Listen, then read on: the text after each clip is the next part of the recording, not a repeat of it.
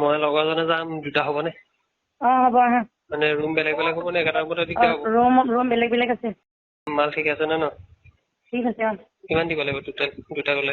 হোটেলত 500, ছোৱালী 1000। ইয়াত আমি থাকিবলৈ আহিছো, কোন আমি নাজানো।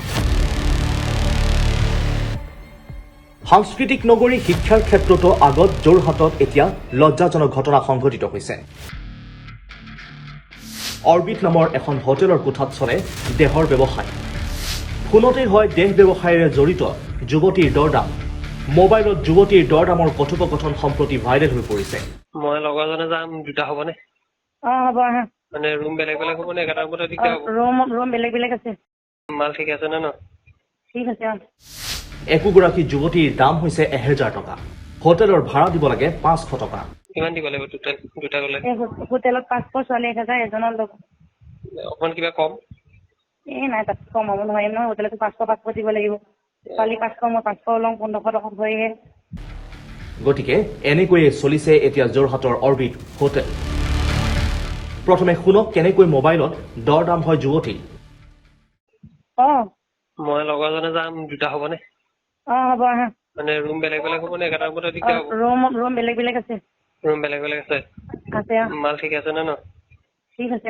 কিমান দিব লাগিব টোটেল দুটা গ'লে? হোটেলত 500, ছোৱালী 1000, এজনৰ ল'ব। অকণমান কিবা কম?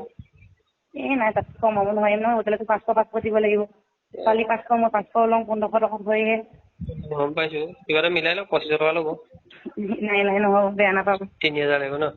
হ'ব, মই কৈ আছো। ভাল মাল আছেনে? আছে। গোটেই কেইজনী আছে। মানে ধুনীয়া মাল দুটা লাগে একদম। হ'ব আহা। হ'ব ন? ক'ত যাব লাগিব? অৰবিট।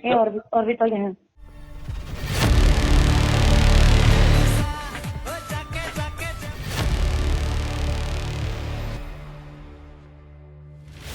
গোপন খবৰৰ ভিত্তিত হোটেল অৰবিটৰ কোঠাত চলা দেহ ব্যৱসায়ৰ বিৰুদ্ধে আৰক্ষীয়ে সোমবাৰে নিশা অভিযান চলায় আৰু হাতে লোটে কৰায়ত্ব কৰে কেইবাগৰাকী যুৱক যুৱতীক।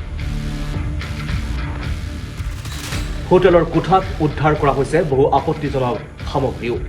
এই সম্পৰ্কে আৰক্ষীয়ে তদন্ত অব্যাহত ৰাখিছে।